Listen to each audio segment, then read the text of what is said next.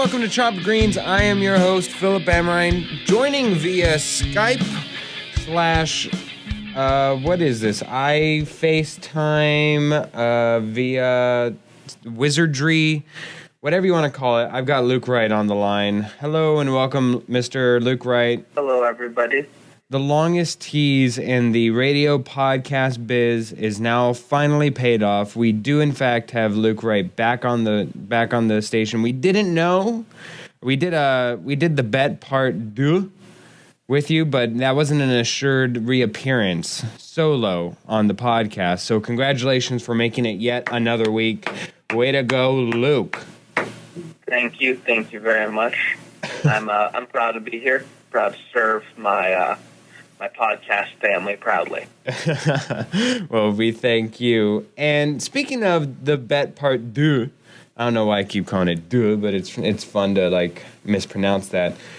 Since that last game, we have had another game, and now Cleveland is down 2-0 to the Golden State Warriors. Both games have been blowouts. The first game, of course, being a decimation of historic proportions. 113 to 132 in favor of the Warriors. Then, of course, game 2, 91 to 113. So this begs the question, Luke, on both ends, does this change your finals prediction? No, I'm still going. I think I said on the last one, on the bet part 2. Oh, come on. Just say it once for me. Part 2. Maybe. Well, I will determine at some point if it's worth it. But I think I said it was still going to be a Warrior sweep, maybe in 5, and I still believe that. Some stats to throw at you to show you just how bad some Cavs players are. Steph Curry in Game 2 had 10 rebounds. Tristan Thompson, for both games combined, I think is at 4.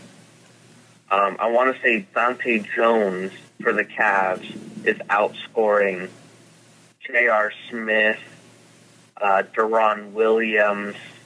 I want to say that Kyle Korver's on that list, who's only shooting 17% from deep so far through 2 games. So, I mean, their role players have just been absolutely dreadful. And I know that role players tend to play better when they are at home. I just don't see how all of these players can miraculously start playing at a level that will allow them to win anything more than maybe 1 game. You know what's amazing to me is the lack of both efficiency and volume for the Cavaliers specifically. So we've got Kevin Love in Game 2 shooting 4 for 13. LeBron James shooting a little under 50%, shooting 9 of 20. And then, of course, Kyrie Irving, who's the most jarring for me, 10 out of 22, hogging up a lot of shot attempts there for the big 3 for Cleveland. And yet, all in all, we've got a less than 50% shot efficiency for everybody on that big 3. While yes, I agree with your Tristan Thompson point, shooting 0 from 3 from the field, having just a horrendous finals so far. Shout out to all those who said trade LeBron James and build around Tristan Thompson. What kind of ludicrousy is that? J.R. Smith also shooting 1 from 4. Okay, so let's start with the role players. For the role players, is this just great Golden State or is this horrendous Cleveland Cavaliers? I think it's a little bit of both. The cop-out answer. I know. The Golden State Warriors are second in overall defense and defensive efficiency. So, of course, they're going to definitely slump your numbers. But at the same time, I think a lot of what you see is people who only can do 1 or 2 things for the Cavs, and then they can't even do those 1 or 2 things. J.R. Smith is a volume scorer. So if he's not getting up a lot of shots, he's not going to be scoring. You know, you look at the Warriors, and you see a lot of good two-way players. Klay Thompson, I think, is the best example of that in this series so far. Oh, absolutely. Yeah, he's not making a lot of shots, but I don't know what the stat was for Game 2, but Game 1, when he was the primary defender, Cavs players were only 1 of 12. And on Cleveland's side, you don't see anybody playing really good defense, except for, I guess, a little bit LeBron. But when he has to guard Kevin Durant all game, it takes a lot out of him. So I think that's what you're seeing is Golden State showing off their defensive mindset. And then on the other side, you have Cleveland, who doesn't have any sort of defensive mindset. And now with their role players struggling offensively, that just takes them their one dimension and makes it and puts two different handicaps on it. And I don't think that they're good enough to survive with one handicap, let alone two. Well, for me, the most surprising thing is that Tristan Thompson has never been an offensive option, in my eyes, for the Cleveland Cavaliers. Even when the Cavaliers are rolling, if Tristan Thompson can get you a couple buckets and do it and give you a double-double, then realistically, any game you see him accomplish that in, they're destroying their opponent. That it's a double-digit beatdown for any time. So it's not that I necessarily need some offensive input from him, or really output. It's more that I'm not getting any defensive presence on the defensive end from him. For rebounds, he has zero defensive, he had 4 rebounds in the game 2. He had no steals. None of the Cavs player had any recorded steals for the game 2. I don't understand where any defensive players, J.R. Smith is not offering you. He gives up horrendous defensive missed calls, at least 2 per finals. I mean, for game 1, there was a couple more. He made that first 3-pointer, then went directly into the deep, dark pit of missing every single shot, and then continued to do so in following up to game 2. But if I'm Cleveland, I'm thinking about benching him, and as horrendous a shooter as Iman Shumpert is, at least you get some length and some defensive presence to put on KD and disrupt that shot, rather than J.R. Smith, who is right now offering you no offensive output and will just dominate every single touch that he gets and shoot it up with no conscience, as we know J.R. Smith is prone to do. Exactly. And I think that he should be benched for someone like Shumpert, who can bring some sort of defense to your lineup. However, this is a case of, I think that Tyronn Lue is such a young, inexperienced coach with such huge role to fill that I don't know if he's going to. I just don't know if he's going. I think this is a very telling moment for him is he willing to step up, go to an older veteran player who's very close with your star in LeBron, and say, hey, you are not helping us. You're going to go sit on the bench. I'm going to bring in somebody who's younger and will play defense. You know, this is a telling moment of whether or not Tyronn can say that and do that and follow up with it, or if he's going to be still that young and experienced coach and just kind of like let LeBron come to him with any changes in the lineup he wants. You know what, Luke, that's completely correct. LeBron, we saw a huge transition in game plan from game 1 to game 2. We kind of saw that standard give LeBron the ball and move out of his way. He kind of played that bully ball technique that we see him do from time to time. When nothing else works, he resorts to that. It's kind of a last-ditch effort for LeBron James, and we saw that in game 2, and it just, as close as it was by halftime, it proved to not be effective in the long run because they kept a pace that was just insurmountable for the Cavaliers, and especially LeBron James, who played 40 minutes of the game, who just was not able to maintain it. He looked absolutely exhausted come the third quarter. It's interesting to see how Tyronn Lue is going to adjust, because we will see effectively if it's him pulling the strings or if he's just a figurehead, if he's the Eric Spoelstra that LeBron needs in order to effectively coach this team to do something, whether it's shake it up by starting an entirely big lineup of Kyrie Irving, Kevin Love, LeBron James, Channing Frye, and maybe Derek Williams. I don't know. Just maybe trying to go size on them. I'm not sure what the actual adjustment should and could be, but something needs to give. And Tyronn Lue is starting to actually fulfill what he looks like half of the time when they cut to him on the sidelines, where he just has that confused baby look, where he looks mouth ajar and looks completely like he's lost in the middle of a mall trying to find his mom, you know? Yeah, and his mom is LeBron, and that mall is the NBA Finals. And the Cavs are really committed to this because, you know, there was the report last year that even though they won the title, they still lost $40 million. And that was obviously because of luxury taxes and stuff like that. But, you know, while I'm not 100% convinced they lost the full $40 million, I can totally see them not making that much of a profit and possibly being at a loss. And the only way they can get that money back is if they can continue to win championships and be competitive. And if they can't even win a championship or be competitive in a championship anymore, you very well might start seeing this Cavs organization start to try to cut their losses and maintain a more, how should I say... economical approach? A realistic outlook. You know, instead of... Start to resemble the Boston Celtics more than the juggernaut offensive Cavaliers?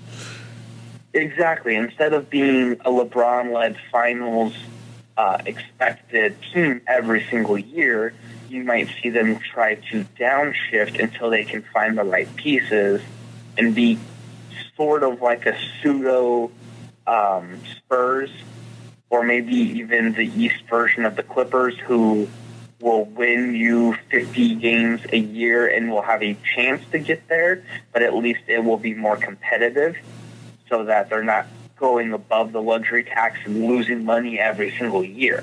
Because, I mean, if you're losing money, it is in the end a business, and Cleveland can't really afford to continue to lose money going forward, especially if they're going to lose all this money just to get to the finals and then get blown out.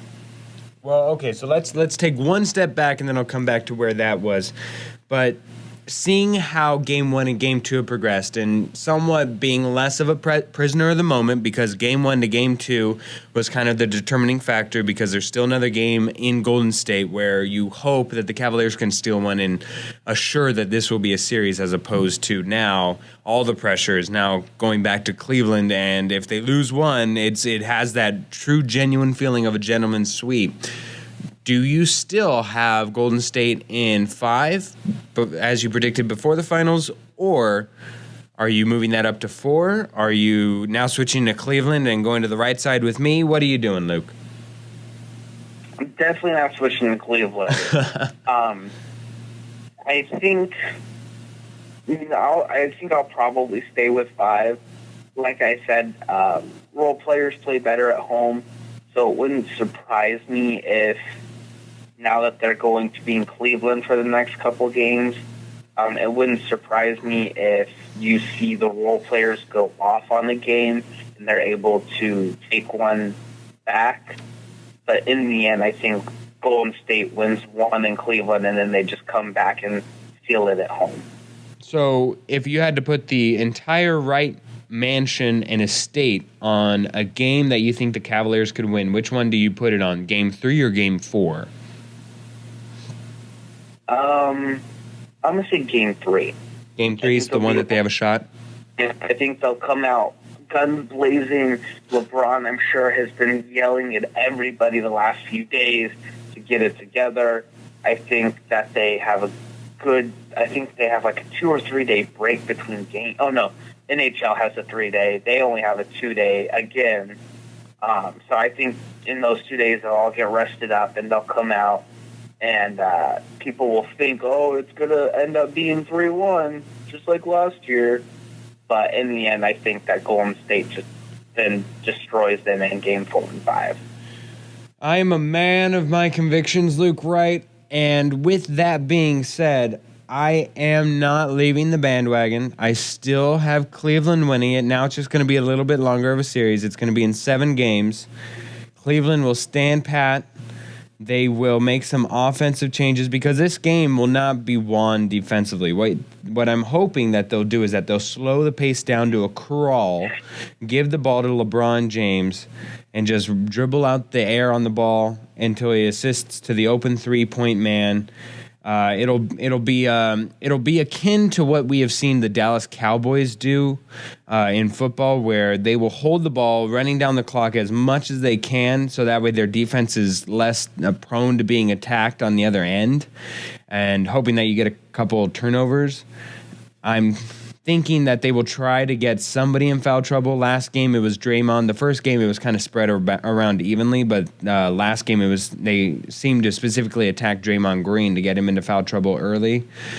This game it might be Kevin Durant that they aim to go at, and maybe give Richard Jefferson the freelance to pay his fines and attack KD, hoping that he gets angry and off of his game.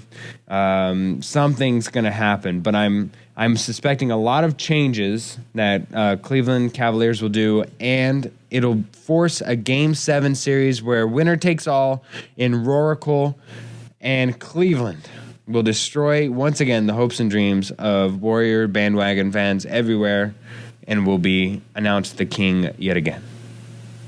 Well, that's not going to happen, but at least you're going to stand by your conviction. I am a man of my convictions who wants to punish Luke Wright himself. That is what I'm saying.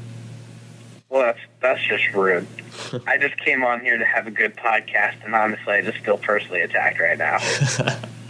All right, so let's go down the rabbit hole. Alice in Wonderland. Let's go down and divulge what if. Let's go down. Oh, I love the what if factor, Luke. So what happens if a gentleman's sweep or a 4-game sweep happens of Cleveland, and what happens to Cleveland? How do they move forward? Let's go realistic scenarios. How do they rebuild? How do they restock? How do they get into a better position to go to Golden State? Because I think we can both agree that regardless of what happens here, Cleveland is going to get back to the finals next year and possibly even the following year. Would you agree with that?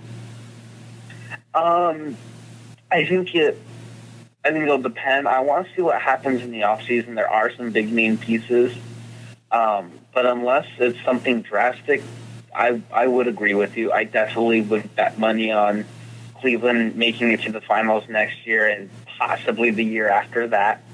It's definitely not out of the world of probability. So I think if you do see them, especially if you see them getting swept, I think you will see them kind of scramble a little bit, because realistically, I don't think they will know what to do. Really, the formula has always been, hey, let's get LeBron 2 other All-Stars and then load up a team with shooters. And you saw them do that. That team has 8 people who can shoot from deep at least 40%. So I think that what they're going to do is they're going to scramble around and eventually realize they don't have anyone who can play defense. And they're going to go out and they're going to try and find those two-way role players who can play defense and then show up and hit threes on the other end. But I think at this point in the game, there aren't really many out there who will be willing to take veterans minimums just to play on the team that has a chance at winning, who has a chance at going to the finals. I think that this is, if they get swept and blown out, you're going to see a lot of players kind of realize, hey, teaming up with LeBron isn't the same kind of ticket it used to be. And I think this is going to hurt them a lot in terms of not players wanting to come play with LeBron, but in terms of players taking huge pay cuts to play with LeBron. The interesting piece there is Kevin Love. And I know I keep prompting you questions, but it's really me thinking aloud, so bear with me. It's not I don't have thoughts about these moves. It's more I just want to see what your reaction is, then I'll give you mine. But Kevin Love is the big interesting piece that everybody has kind of bantered about, saying if anybody's moving from this that is going to be majorly surprising, it would probably be Kevin Love in exchange for somebody you're hoping of equal or lesser value. Obviously, equal value would be nice, but just a different position. Do you see him going somewhere? From what I've heard, the biggest destinations is that they're hoping for, obviously, is either a Paul George, Jimmy Butler would be their ideal trade scenario. Somebody more athletic, a defender to give as a nuisance for another defender for either one of the two wing players or even Kevin Durant. Is that how viable are you? Yes and no. I think it's a very good idea to get rid of Kevin Love, but at the same time, he wasn't efficient in Game 2, but he's one of the few players who stepped up for you in this year's finals. And also, I think you have good value in him, but not enough value to get a Paul George or Jimmy Butler. And if you do get one, I think that fills a giant hole, while it fills a need to be longer, athletic, and play defense, you lose a big piece in terms of your rebounding and having another big man. They are not loaded with a lot of front court depth on that team. They have a lot of old players who play power forward / center, and Richard Jefferson, Channing Frye, LeBron plays power forward sometimes. So I think if you got rid of Kevin Love, you're losing a piece that's might not be as good as a Jimmy Butler and Paul George, but who's more valuable to that team because you need that big guy who can rebound and play that sort of position, so you don't have to put LeBron in there for the whole 40 minutes he's in the game. To your point, 21 total rebounds for Kevin Love in Game 2, even though he was shooting a paltry 4 of 13 from the field. Those 21 rebounds were incredibly palpable to the entire team's offense, even. Yeah, and that's something he brings that another defensive wing player is probably not going to be able to give you. So, while I could see him leaving, I don't think that they would let him go or get rid of him unless they had somebody suitable in the wings. And as this finals has proven, Tristan Thompson is not good enough to be able to fill a starting role in a playoff team. Yeah, to be honest with you, I don't even think he warrants that max contract that they gave him this offseason. Neither does J.R. Smith deserve that outrageous bid against themselves contract that they gave him this offseason.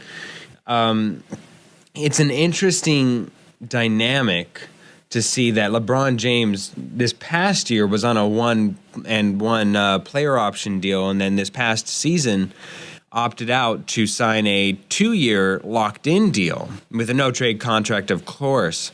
But with what that contract allows is that he doesn't have any maneuverability in his contract to shape this team as he sees fit. I kept asking myself, if he had the ability to opt out of a contract this upcoming offseason, would he do so and take a reduced amount for again, the second time in his career?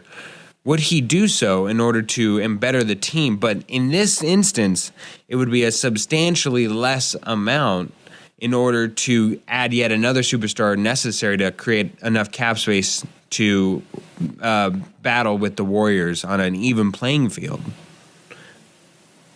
I think it could have been a possibility. I think LeBron's kind of proven at this point in his career he's kind of done taking the reduced deals. I think he just wants to be the highest paid player now. He has his rings. Cleveland has their rings. I think he's really just playing the game to play the game. I'm sure he wants to win titles. Obviously, every player does. But I just think that he lacks the... I know it sounds very cliche at this point, but I think he does lack that killer instinct that Kobe or MJ had in their careers. And I mean, I just think it's accurate. Like, don't get me wrong. He's probably top 3 greatest player of all time. What does that have to do with a contract, though, Luke? What I'm saying is he doesn't care as much about winning the title. He's got his rings. He just wants to be paid. Do you think Kobe cared at the end there when he signed that huge extension that handicapped the entire Lakers organization to sign 2 more superstars, which they knew they needed? Because Kobe, in his mind, not saying he's right, just in his mind, thought that his skill alone would be enough to drive them.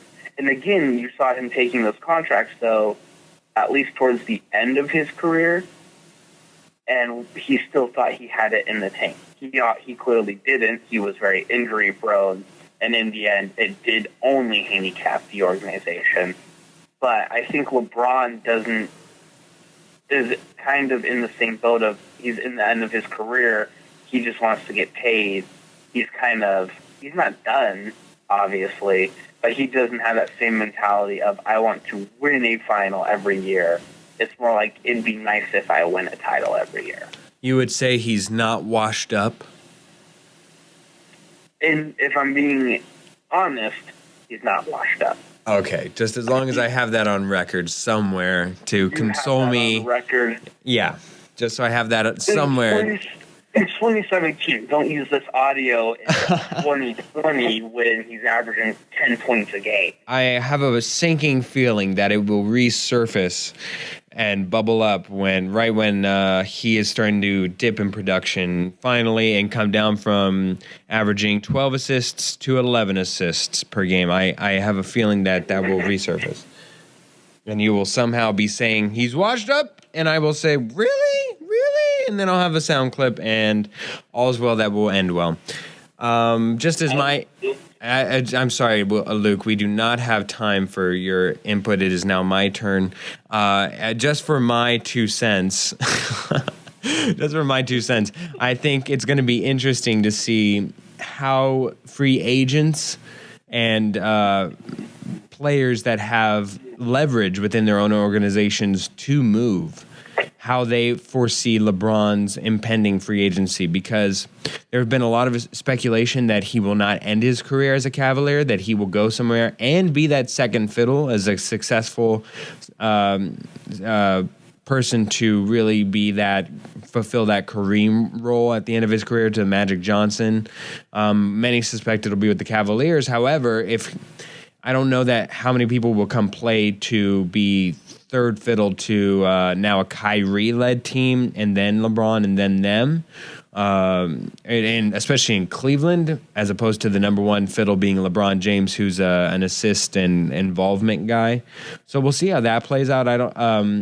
How they do that will definitely shape how LeBron James moves forward. If they happen to somehow finagle their way to get Paul George and still not have to give up Kevin Love, and they keep that key 3 intact, wow, that is actually something I could see competing with the Warriors and successfully overtaking them, barring some major injury or setback. Any final thoughts towards the NBA Finals here, Luke, as we wrap up this segment of the podcast? Anything you need to tell the people? How do you feel Game 3 goes? What's the point spread?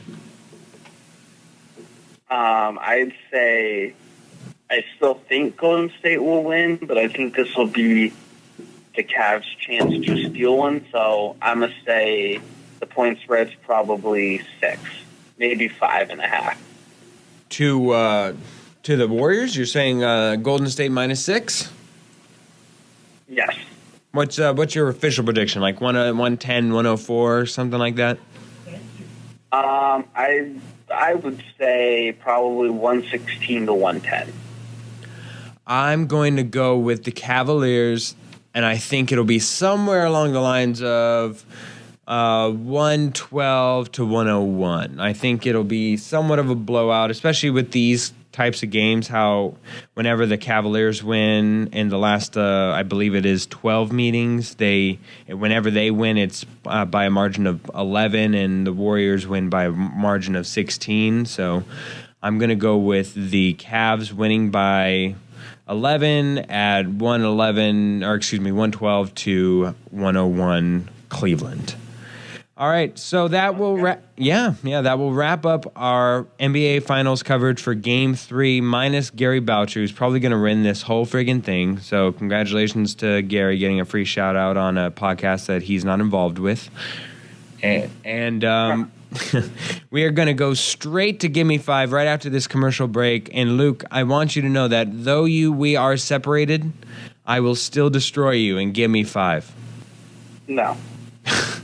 Stay tuned. Red Ribbon Realty Group at HomeSmart is a full-service real estate team of Phoenix natives with over 15 years of experience in the industry. When you work with them, you have 2 full-time realtors representing your best interests throughout your entire transaction, whether you are selling, buying, or renting. They also believe in supporting their community. Use code word chopped greens and Red Ribbon Realty Group will donate 15% of their net commission from your transaction to the nonprofit charity of your choice. Visit their website at www.redribbongroup.com and find them on Facebook. You can also email them at info@redribbongroup.com or call them at 602-888-6638. Red Ribbon Realty Group. Trust. Commitment. Home. So, during the break, just as a quick aside, have you reconsidered your position on Cleveland? I will still give you a chance to jump on the Cleveland train. Believeland. I would have to say no. Well, it's not the first time you've been wrong. We all remember the Raptors of 27. Oh, wait. That's still happening. I don't know what you're talking about. All right, Luke, this is Give Me 5, the section of the show where I've got 5 questions for you, you've got 5 questions for me. We don't know what they are, but we will answer them honestly. Luke, would you like to go first in this riveting game of Give Me 5? Yes. I think I will go first. Fantastic. Okay, so my first question to you. So, while the NBA series is going on, and that's fine and dandy, another finals is going on. The NHL Stanley Cup Finals. Huh? Really? And it is. What the puck? It is tied up. It's tied up 2-2 going into Game 5, which is, I believe, tomorrow. And there have been a lot of stories surrounding the Stanley Cup Finals. Not what's happening necessarily on the ice, but what's happening off of it. One of the more well-known traditions of hockey is to throw things on the ice. They do octopus, and for Nashville, they do catfish. Yeah. Now, it was very widely publicized about how in Game 1, a fan managed to sneak a catfish into the arena and throw it onto the ice. For the Pittsburgh Penguins? I'm sorry? Just for the Pittsburgh Penguins, just so that way people know that it wasn't in Nashville, it was in Pittsburgh that this Nashville fan got in and converted over to enemy lines. They were denying Nashville fans the right to buying catfish.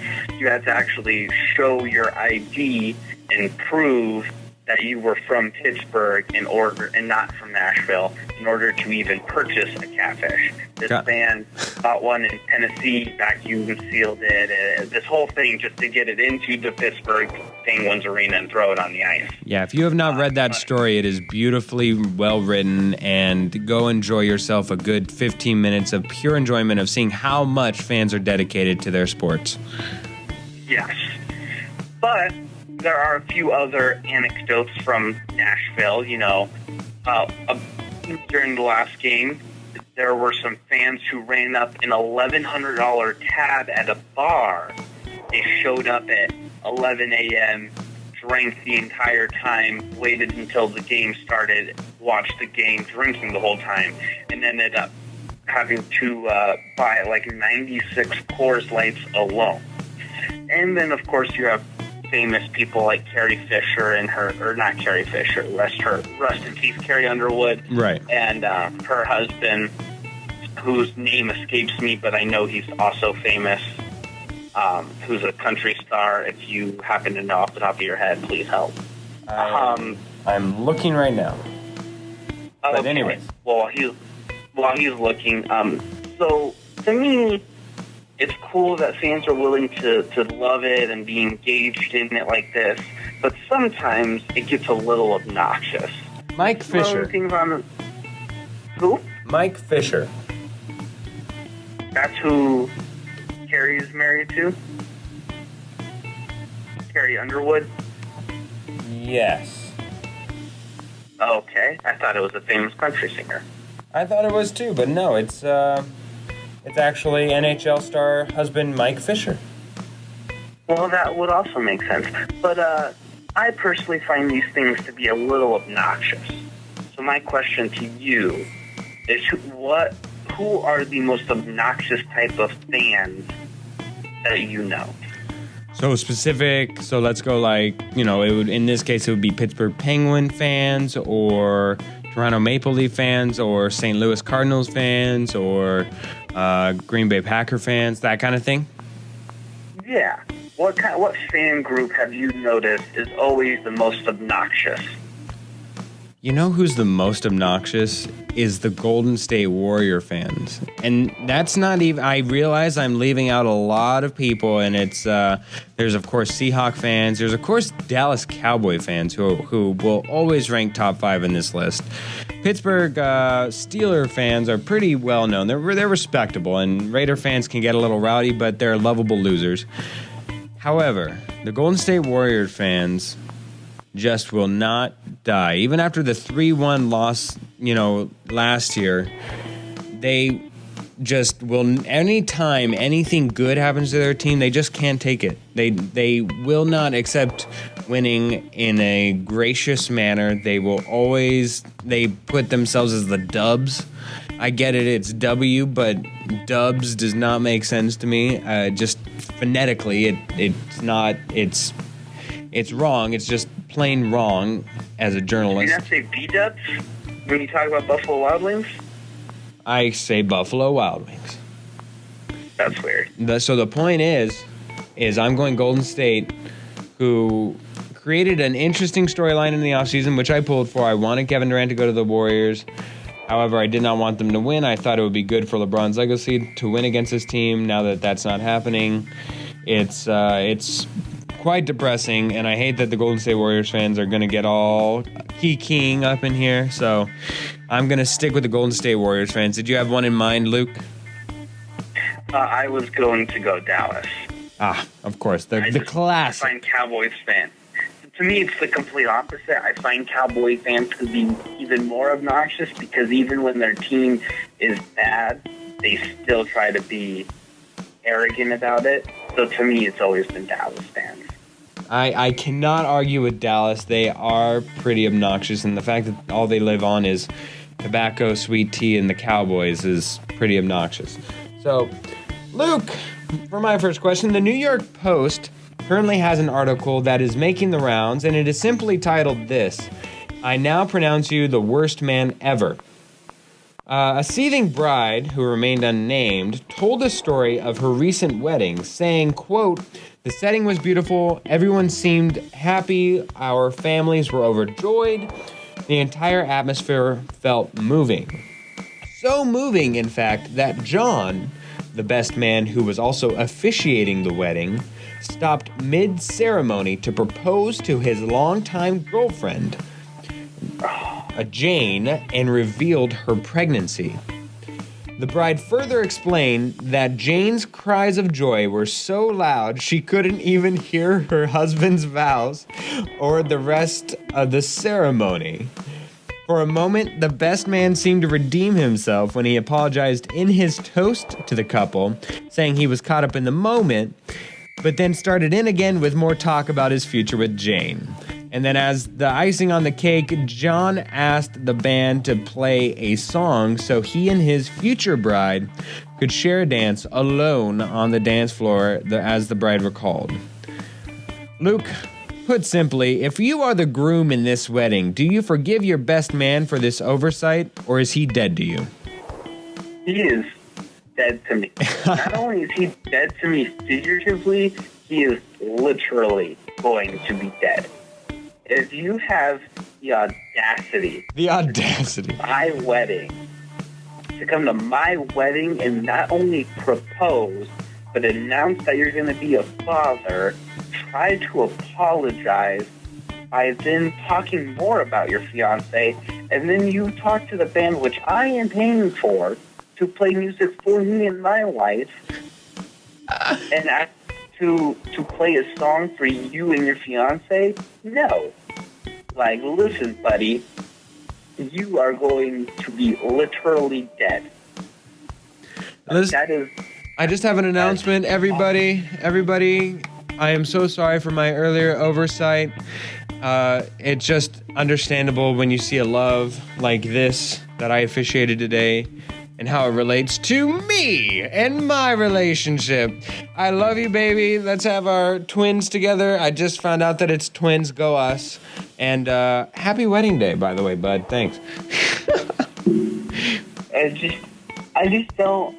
Like, that dude is clearly have been planning it. There's no way that you just accidentally propose to somebody during a ceremony. As an update, the now wife said that her husband is in fact has not talked to his best man since the day of the wedding, and said he will only accept an apology when he pays him $45,000 for his half of the wedding. So, that's that is very fair. That is very fair. Yeah, I'm.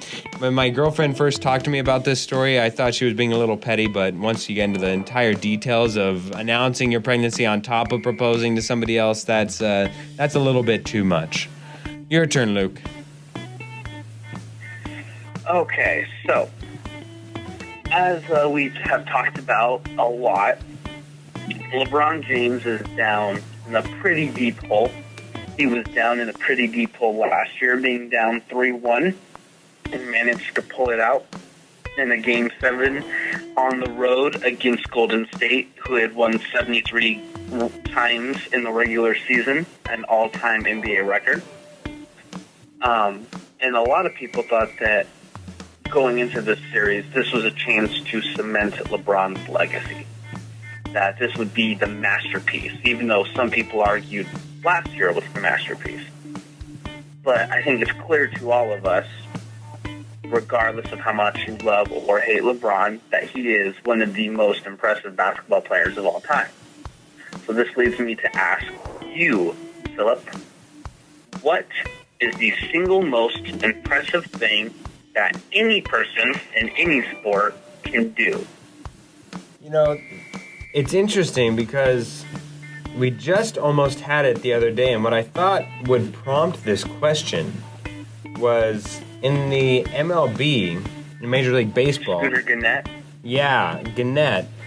I just had one of the most, if not the most impressive offensive outputs in baseball history. Remind me of some of those numbers. I'm trying to pull them up right now.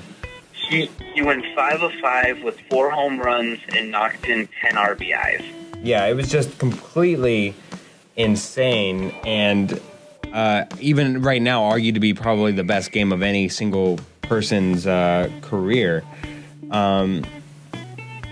And while that ranks up there, I'd still say that happening in a regular season MLB game, especially among any of the professional sports having the longest season, as impressive as it is, it gets dwindled just by the sheer volume of games and how meaningless each game becomes by itself, taken by itself. So, for me, the single most impressive thing has to happen in a championship game. It has to be in a Game 7 or Super Bowl or Game 7 of the hockey or what have you. It has to be in the final game of the clinching game. And I'm going to go with probably if you're a quarterback and you throw for, let's say, 7 to 8 touchdowns in a Super Bowl with no interceptions. That would be the grandiose moment, which has happened in the regular season for the Pittsburgh Steelers. I know recently for Big Ben. It happened, I believe, now 2 seasons ago, and he did it in back-to-back games. So if that would ever happen in a Super Bowl, that would be incredibly impressive. How about you, Luke? To me, I wouldn't necessarily need it to be in a championship or Game 7. I just find perfect games in baseball from a pitcher. Mm-hmm. I find that, to me, to be probably the single most impressive thing you can do in sports. Like, you go 9 innings, you typically have to throw the ball over 100 times in a perfect game. You have to make sure that you don't walk a single person, you don't give up a single hit. You have to make sure that not only do you not commit an error, but the other 8 members of your team on the field don't commit an error. You pretty much have to have spectacular defense. You have to have at least a tiny little bit of luck. To me, a perfect game is probably the most, and that's another thing that you could do in a World Series Game 7 is throw a perfect game. But to me, that would be to me, that is absolute dominance. To see the same 9 guys, maybe 10 to 12, depending on how many pinch hitters or whatnot, but to see 27 men all come up with the explicit intention of trying to hit something you throw at them. And every single 21 of those 27 men you mow down, whether it be strikeouts or pop-outs or whatever. But you see 27 men, and all 27 of them can't do a single thing against you. And you have to stare at them every single time.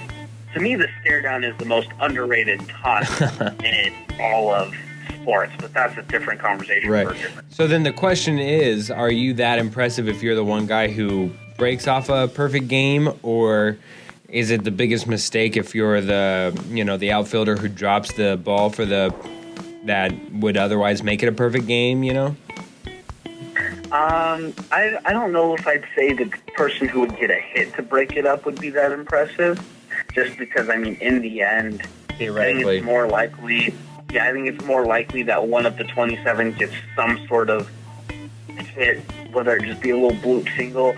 I wouldn't hate to imagine being a left fielder who drops a ball and suddenly that perfect game becomes a no-hitter because of your error. Or several years ago, you had a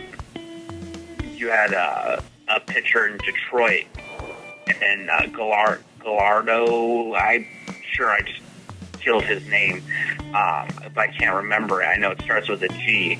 And he had a perfect game with literally 1 out to go, and the ref just absolutely blew the call, and then his perfect game became a one-hitter. I actually do remember that now that you explained it. It remains in my mind. Interesting, very interesting, and I can't really argue that, and it's one of the few things that everybody knows not to speak, but when you don't speak about it, they know about it. So, Luke, the New York Jets continued their massive roster overhaul on Tuesday, parting ways with wide receiver Eric Decker and linebacker David Harris.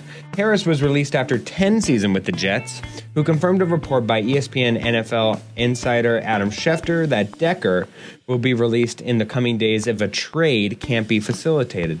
Decker, 30 years old, underwent hip and shoulder surgery last fall, but he's healthy and has been practicing. In fact, both players practiced Tuesday before receiving the news. By cutting Harris and Decker, the Jets will save $13.75 million in cash, payroll, and cap space. Luke, do you believe in the mantra of letting go of a guy a year early rather than a year too late? And which current team athlete would be the most jarring to see part from his current team? I don't necessarily believe in that mantra because to me that means you're losing a guy a year early. I think it's better to have him a year or two long and at least get that one more good year out of him. But in terms of so any player on any team? Any player, any team. When I first thought of this question, I was thinking at first, first thought that pops into my head, LeBron, and then I realized, oh wait, no, he went to Miami, so I don't know how jarring that would be. So, but it has to be a current player on a current team, any league. A current player on a current team. I think that's a lot harder this season. Like if you asked me this last year, I would have told you Tim Duncan, no doubt. Right. Or the year before, I would have said Kobe Bryant, no doubt. But I mean, we're getting to that point now where you don't see a ton of players who have been with the same team for 20 years, literally. You want to know? You want to know my pick, just as an aside? Sure. I was going to go with Tom Brady. He's probably one of the last few players that is really synonymous with his organization. I actually am going to go with the last, I want to say last, although to be honest, I'm not 100% sure on that. I would have to say Dirk Nowitzki with Dallas. Ooh. To me, that would be the most jarring. Because with Tom Brady, he's the most synonymous, but I think that I could see it happening because it's New England. Because I can see Tom Brady not willing to accept that he's done, and so maybe he goes and tries to play a year or two with some other team. But with Dirk, I could not see him in red or orange or green or some other color that's not that royal blue, huh? Oh no, he has to stay with Dallas. I mean, at this point, I think he's pretty much basically waiting until Mark Cuban's done offering him deals, and then he's just going to retire. And granted, he's still a very productive player. Oh, yeah. So I don't see a problem with it, but I think that would probably be the most jarring to me. All right. Your turn, Luke. Okay. So getting back to player, I have a lot of player-heavy questions. Excellent. We see so many players that, for whatever reason, make us love the game. Whether it be for Warriors fans, Steph Curry drilling 40-foot threes, Dirk Nowitzki's famous fadeaway, players who just play with excitement and energy, and that just makes you want to love sports. So my question to you is, what player makes you love sports right now? Right now? That's, it's probably, because it used to be Peyton Manning. I'd imagine right now it has to be Steph Curry. Even though I don't really enjoy the Warriors that much anymore, they're more of a lovable villain, I would say, and they're a foil to LeBron James. Sometimes LeBron James can be a bit moody or be a bit political or be a bit just too much for my taste. But the thing with Steph is, as much as you might want to hate him, it's just darn near impossible to. He's a family man. His style of play is so gracious and fun, and he really embodies that shucks, we really are just an entire team. I don't care if I put up 20, 30, or 10 and we'd win. I don't care. As cheesy as that is, he's kind of that person who makes it fun, and especially this style of play is kind of reinventing the NBA in front of our eyes, which hasn't been done in a long time. So probably Steph for me is probably my answer. Okay. I'd go Joel Embiid. Oh. Well, if he dates Rihanna, then it would definitely be a lot more fun. He's just fun on and off the court. All right. Luke, next time you're in Kansas City and feel like slipping into the deepest food coma of your life, swing by a Royals game and order one of the newest decadent desserts. In Kauffman Stadium, there has been unveiled a new 1,770 calorie cinnamon roll ice cream sandwich. Yeah, that's a cinnamon roll ice cream sandwich, and it is in honor of the new, in honor of the new saturated sugar overload. I am going to give you 5 outrageous food items, and I want you to tell me if they are indeed in a baseball stadium or if I completely made it up. Are you ready, Luke? Oh, I don't want to get too ahead of myself, but I'm pretty confident on this. You're going to be batting. I do, in fact, follow Darren Rovell on Twitter. Uh-oh, so I may be in trouble here. You may bat 5 for 5 here. All right, let's go. I might. All right, first one. The taco dog. The taco dog is a Nathan's Frank topped with chili, pepper, jack cheese, pico de gallo, shredded cabbage, and jalapenos. Is that taco dog a real baseball item, yes or no? It sounds almost just like a chili dog. Mm-hmm. But with a little bit extra. Because that's... I'm going to say yes. It is a real item. Congratulations, Luke. And Thank you. You are 1 for 1 right now. Second one, the tuna sub. The tuna sub is a sub comprised of 2 thick, deep-fried pickles acting as the bread, with a healthy addition of tuna salad stuffing, tomato, and speared with a green olive. Is it real or not real, Luke? I don't remember seeing a Darren Rovell tweet on it. Are you including minor leagues in this? For our purposes, no. Then I'm going to have to go with no. That is a fake Philip food. Congratulations on sniffing that one out. It sounds absolutely disgusting, but I thought the sub comprised of deep-fried pickles actually was a nice substitute. I thought that might throw you off. That sounds disgusting. It does sound disgusting, to be actually honest with you. And next, we move on to the cookie dough popsicle, a flash-frozen cookie kebab with a smoothed-over cookie dough base that acts like a popsicle, yet made with cookie dough. Real or not real? I think I'm going to go with not real. Again, 3 for 3. I completely made up the cookie dough popsicle, but I am an advocate for the cookie dough popsicle. I think this really should be a thing. That actually does sound really good. It does, actually. Maybe even like deep fry it. Ooh, delicious. All right, next. The sunrise dog. The sunrise dog is a hot dog topped with fried eggs, bacon, cheddar cheese, and white sausage gravy. Real or not real, Luke? I'm gonna have to be honest. That what all is it topped with again? One more time. We've got a hot dog topped with fried eggs, bacon, cheddar cheese, and white sausage gravy. I put a little extra deliciousness in the end there. Sausage. I'm gonna go with yes. I think that is in fact real. That is real. Congratulations on sniffing that one out. Last one, all right? You are 4 for 4. Try and bat the perfect cycle. There we go. The pulled pork patty melt.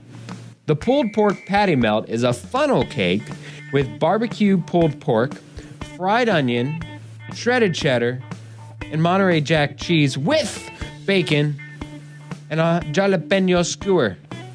Is that real or not real, though? A real one. What'd you say? That's real. That's real? That is completely That's real. real. Congratulations. The funnel cake was just too disgusting for me, but I had to put it in just to say, wow, the crazy items that you can find in a baseball stadium. And I didn't even dare to put the number one crazy item that was on this list, which can be found in the Diamondback Stadium, which is the funnel cake dog or whatever it is. That is just disgusting. That's actually not even the worst one. That's what's sad. Is I don't know if it's just become a competition between all of the baseball teams. It certainly does seem that way. Yeah, they're coming up with some crazy stuff. Your turn, Luke. Okay, so I as I've talked to you off the air, and as some of my friends know, I will be going to London in a couple weeks. Jolly good day. I don't think that sounded anything remotely like a British person. Go get yourself some tea and biscuits. I am going on the 20th, and I will be there for a full week, enjoying the sights and sounds with a friend from high school that I work with. I think that we'll probably even do a quick little day trip down to Paris. Ooh. Pick me up a croissant while you're there. Yeah, I don't think it'll be good when we come back, but I'll pick one up for you. Oh, thanks, bud. Thanks. But that begs the question to you: what city would you most like to visit? You passed right by it on your way to London, or I guess you will. But I love me some Ireland. For some reason, I'm completely Hispanic. I have a tanned olive skin. But with that being said, the idea of Ireland has always stuck with me. For some reason, I feel like I identify with the rowdy people. All the fresh smelling fields of green. The scenery, from what I've seen, just looks amazing. The driving, which I hear is just there's no speed limits. There's just one roads, is suitable to me. And if the soaps are indicative of what the smell is, I think it's going to smell fantastic. So I've always wanted to go to Ireland. Interesting, because you don't drink, and Ireland is known for its beer. I do like to watch drunk people, though. Is that acceptable? I do enjoy incorporating the fun and not taking care of drunk people, but just watching them make fools of themselves is a hobby of mine. Well, I don't know when you would have ever done that. I'm not sure when I would have either, Luke. I'm not sure. Jerry Seinfeld may be one of the funniest men on TV, but he's not joking when he says he doesn't want a hug. Unfortunately, Kesha had to find that out the hard way. The two celebs attended the David Lynch Foundation's National Night of Laughter and Song on Monday night and happened to cross paths on the red carpet. Kesha ran up to him saying, "Oh, I'm Kesha, I love you so much, can I give you a hug?" she squealed upon meeting the actor. He looked taken aback and responded quickly, "No thanks." To which Kesha begged, "Please?" Once again, he answered, "No thanks," putting his hands up. The singer gave it one more time, pleading, "A little one." As she took a step toward him, the actor immediately backed away and more sternly stated, "Yeah, no thanks." When he came back to his interview, he broke out in a fit of laughter, saying, "I don't know who that was," he told the host, who explained it was Kesha. He finally ended it with, "Oh, okay, well, I wish her the best." Luke, was Jerry out of line here? And are you a fist bump, handshake, or hug guy? Well, let's first of all, I want to address something. Jerry Seinfeld's probably the most overrated comedian on TV. Wow. Ever. In television history, I would say Seinfeld's probably right up there in terms of top 3 most overrated things of all time. To be honest with you, I do agree. Looking back in some old Seinfeld episodes semi-recently, Jerry is always laughing in on the joke, and it totally takes away from the comedy for me. Yeah, it's just so overrated. He has some good liners, but he's not. You gotta love the B movie though, Luke. You gotta give him that. Give him the B movie. I've never saw the B movie. Well, go watch it and give that man his due. Put some respect on Jerry Seinfeld's name. Anyways, was he out of line here? I don't think so. I mean, it's kind of weird to not know who Kesha is. Well, to be fair, if Kesha comes at you, she's kind of dirty anyway, isn't she? I mean, she's probably got some, like, glitter, and you don't know where that smell comes. I mean, just because of Kesha. Not even then, like, if you think of it this way, Jerry's just trying to do an interview, and some random girl that she doesn't know comes up super excited and demanding a hug. Like, I don't blame him for saying no. Like, if you don't even recognize who this person is, and like you said, even if you do, but you kind of don't really want to to hug that person, totally can understand. I don't think he's out of line at all. I totally understand that maybe you just don't want to hug them. But in terms of my personal preference, it kind of depends on who I'm with. I'm normally like a fist bump guy or a handshake guy. Not really a big hugger. I don't have anything against hugs. I personally am not a hugger. Yeah, I like my bubble, and the only time I kind of poke out is my hand to give you a nice, firm handshake. And actually, it's a pleasant surprise if somebody wants to fist bump. I do not take it personally. All right, your turn, Luke. Okay. Yeah. My last question. Mm-hmm. There's been a lot of talk, and we've even briefly mentioned it on this show, of how much superstars in the NBA lose when they leave the team they've been with for a long time. The most notable example lately was Chris Paul. If he leaves the Clippers, he loses something like $50 million, I think, maybe even more. Right. DeMarcus then lost out on like $70 million. Yeah. Some insanely high number like that, because he was traded from the team that drafted him to New Orleans. And on a side note, you also hear about players willing to sign smaller contracts to be with championship caliber teams. So my question to you, how much money would you be willing to lose if it meant your team would be better, or you would be on a better team? That's so hard, only because it depends, I think, on what stage of your career you're on. To make a long answer short, if you're young, not much. If you're older, I would take a significant pay cut, especially depending on your status. If you're LeBron James, who makes an insane amount more off the court than he does on the court, I would take the veterans minimum, or at the very least the amount that it costs to cover my basketball expenses. Training wise, I know James Harrison spends about $362,000 a year, so that's $1,000 every day of the year.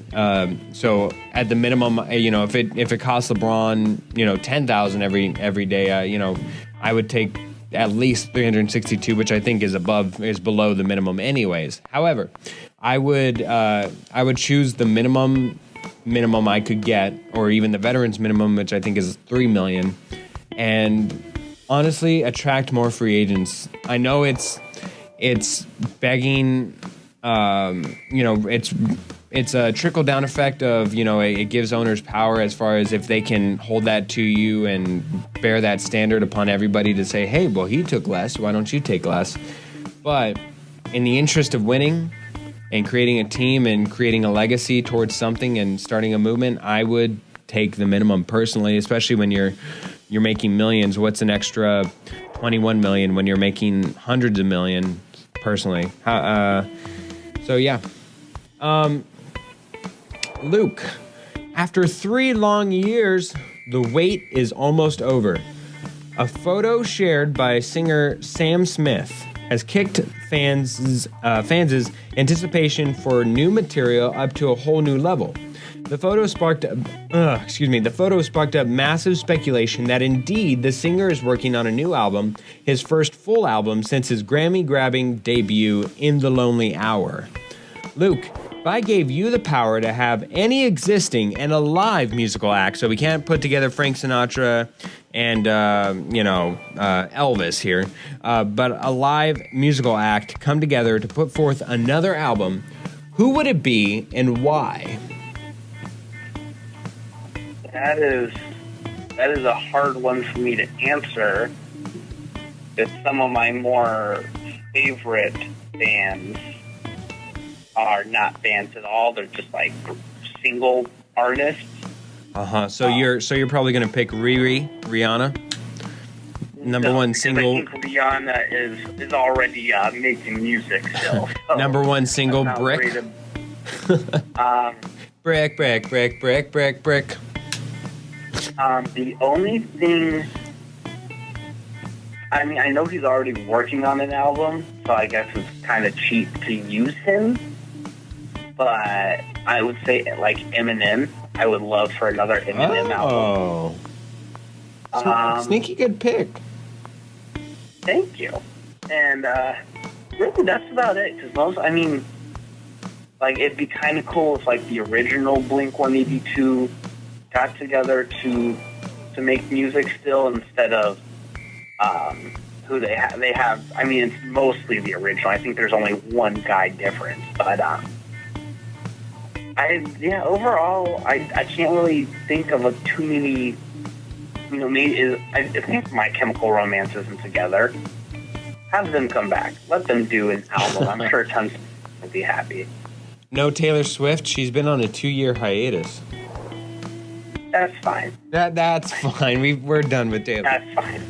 I have enough Taylor Swift bangers in my playlist where I don't need it. Especially because I can't even get her music on Spotify. So. All right. Well, that's very true. Very true. All right. As we wrap up the last part of Gimme 5, we are heading to the crunch time before you have to go to merry old England, huh?